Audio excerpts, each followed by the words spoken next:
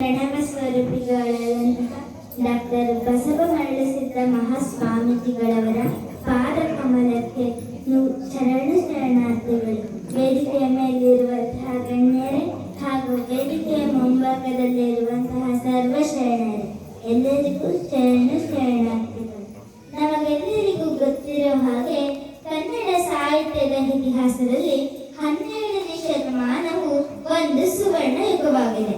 ಈ ಯುಗದಲ್ಲಿ ಹುಟ್ಟಿಕೊಂಡಂತಹ ಒಂದು ಮಹಾನ್ ಸಾಹಿತ್ಯ ಪ್ರಕಾರವೇ ವಚನ ಸಾಹಿತ್ಯ. ನಾವು ಈ ವಚನ ಸಾಹಿತ್ಯ ಕೇವಲ ಸಾಮಾಜಿಕ ಕ್ರಾಂತಿಯನ್ನಷ್ಟೇ ಅಲ್ಲ, ಅದು ಮಹಿಳೆಯರಿಗೆ ಅಂದೆಂದೂ ಸಿಗದ ಸ್ವಾತಂತ್ರ್ಯ ಮತ್ತೆ ಸಮಾನತೆಯನ್ನು ನೀಡಿತು. ಅದರಿಂದಲೇ ನಮ್ಮ ಬದುಕಿಗೆ ನೂರಾರು ಜನ ಶರಣೆಯರು ಬೆಳಕಿಗೆ ಬಂದರು. ಅದರಲ್ಲಿ ಒಂದಿಷ್ಟು ಶರಣೆಯರ ಬಗ್ಗೆ ನಾನು ಮಾತನಾಡಲು ಇಚ್ಛಿಸುತ್ತೇನೆ.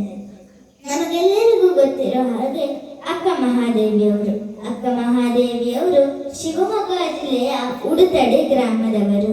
ಇವರು ಚಿಕ್ಕಂದಿನಿಂದಲೇ ಮಹಾನ್ ಶಿವಭಕ್ತೆ ಆಗಿರ್ತಾರೆ.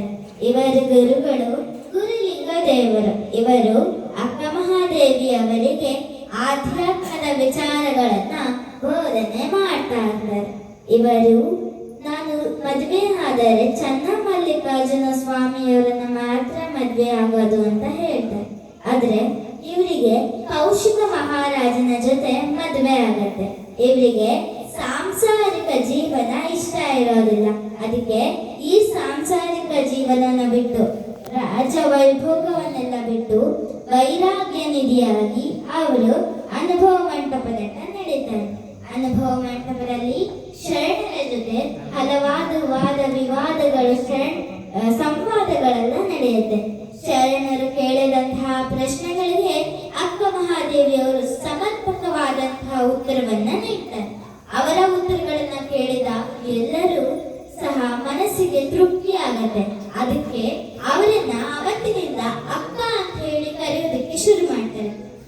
ಅವರು ಮಹಾದೇವಿಯಾಗಿದ್ದವರು ಅಂದಿನಿಂದ ಅಕ್ಕ ಮಹಾದೇವಿ ಅಂತ ಹೇಳಿ ಇಡೀ ಜಗತ್ತಿಗೆ ಪ್ರಸಿದ್ಧರಾಗ್ತಾರೆ. ಅವರು ಬರೆದಿರುವಂತಹ ವಚನಗಳ ಶ್ರೇಷ್ಠತೆ, ಹಿರಿಮೆ, ಮೌಲ್ಯ ಎಷ್ಟಿತ್ತು ಅಂತ ಹೇಳಿ ನಮ್ಮ ಶರಣರಾದಂತಹ ಚನ್ನಬಸವಣ್ಣನವರು ಅವರ ಒಂದು ವಚನದಲ್ಲಿ ಬರೆದಿದ್ದಾರೆ. ಆದ್ಯರ 60 ವಚನಕ್ಕೆ ದಣ್ಣಾಯಕರ 20 ವಚನ, ದಣ್ಣಾಯಕರ 20 ವಚನಕ್ಕೆ ಪ್ರಭುದೇವರ 10 ವಚನ, ಪ್ರಭುದೇವರ 10 ವಚನಕ್ಕೆ ಅಜಗಣ್ಣನ 5 ವಚನ, ಅಜಗಣ್ಣನ 5 ವಚನಕ್ಕೆ ಕೂಡಲ ಚನ್ನ ಸಂಗಮ ದೇವ ಮಹಾದೇವಿಯಕ್ಕಳ 1 ವಚನ ನಿರ್ವಚನ ಅಂತ ಹೇಳಿ ಅವರು ತಮ್ಮ ಒಂದು ವಚನದಲ್ಲಿ ಅಕ್ಕ ಮಹಾದೇವಿಯ ವಚನಗಳ ಶ್ರೇಷ್ಠತೆಯನ್ನ, ಪ್ರೌಢಿಮೆಯನ್ನ, ಹಿರಿಮೆಯನ್ನ ವ್ಯಕ್ತಪಡಿಸ್ತಾರೆ.